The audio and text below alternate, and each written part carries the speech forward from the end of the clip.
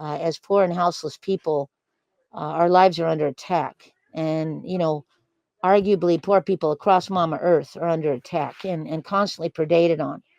What this movie is really is many things. The first of which is a scream, a shout, a prayer to society at large to stop dehumanizing human beings because we don't have access to the lie of rent, um, to stop objectifying and calling us things because we're outside, because we don't have a roof, um, to all the politricksters who say we need to get rid of the homeless problem. I say I am your homeless problem. Um, and then beyond that, this violence kills. And so this movie is also about honoring the ancestors of this violence. Um, as you might have noticed, one of the things that happens in the movie is spirit walks through. For any practitioners of Ifa Oruba, which my mama was, Iba Yeye, um, that was the spirit of Oya, right? Calling in the ancestors. Luis Tomaj, who was burned alive for sleeping outside in so-called San Francisco. Luis Dimitro Gongara Pat, murdered by SFPD, so the local police here, for being Mayan indigenous on the street without a roof. Stephen Taylor, murdered in Walmart for having a mental health crisis. Police terror, disability, ableism, poverty, and homelessness intersect in this movie to provide a recognition of our voices. And then lastly, that we are poor folks and houseless folks. We don't need more about us without us media. We don't need more about us without us corporate Hollywood depictions. We can speak for ourselves. We're not acting, we're living. Leroy, what would you like to? Yeah, once again, thank you, Gerald. I really, really love what you do. Prince Fanon said, the reason is the violence. And so we had to carry that out because they are carrying it on the other side. So we had to carry it out. We had to be honest. If we want to decolonize our mind, our life, it's going to need some very hard work to do. And that's what Poor Magazine's been doing for 20 something years. Without funding, without the Ford Foundation, doing it on the ground like the Black Panthers did. It's not rocket science. But this time we put it in a film and we had to support it. It didn't go into film festivals because they said no. Did they? Yes. So can I? So please forgive me. So folks, if you the film, so around here we've been talking a lot with Mtume Gant and others about film and how to do, a different, bring a different approach to both filmmaking and film viewing and third cinema and all this. To me, I could see why film festivals wouldn't want it just for the politics, but it is such a beautiful demonstration of what I think is the best of third cinema. I mean, in the sense that this is clearly told from the perspective of community, from the disabled, from the houseless, from the indigenous, Black, Chicano. I mean, and I got to tell you, that scene at the beginning that becomes the sort of, I guess, the titular scene of the film, where you see them bulldoze the wheelchair.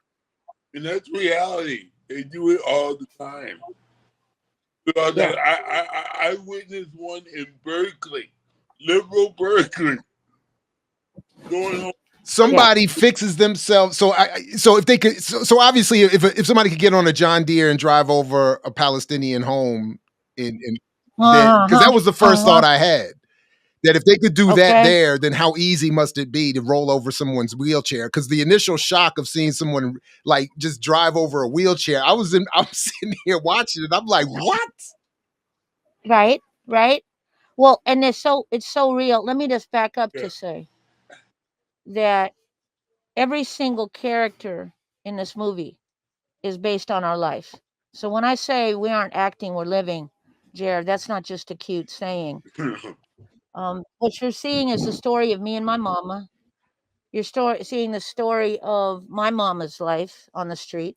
You're seeing Lori McElroy, one of the co-founders of Homefulness, Eva Yeye, because homelessness kills, and she's not still with us. And she was a young woman and should be. Um, you're seeing essentially the story of Luis Gongora Pat, an indigenous relative from the other side of the false colonial borders, who basically came here, worked for the wealthy white people and cleaning their dishes in the kitchens of bougie San Francisco, and then they raised his rent, and he didn't have enough to pay the insane rent that they charge in a lot of these you know tech Elandia cities and gentra effing cities, and he ends up on the street. And so what happens? A gentrifier who doesn't know him calls 311, not 911, and they show up with the cops and and you see the rest is history. Uh, these are the stories of Louise Tomage, burned alive for sleeping outside. These are the stories of Shanna Marie Bigley, run over by a bulldozer. Run over, her body run over, Jared. James Edward Oakley in Vallejo, December of 2024, run over by a bulldozer. An elder black houseless relative. They heard him scream, Jared. And I want to say, these stories don't make it to BLM. These stories don't make it to mainstream activism. They get poor foundation money.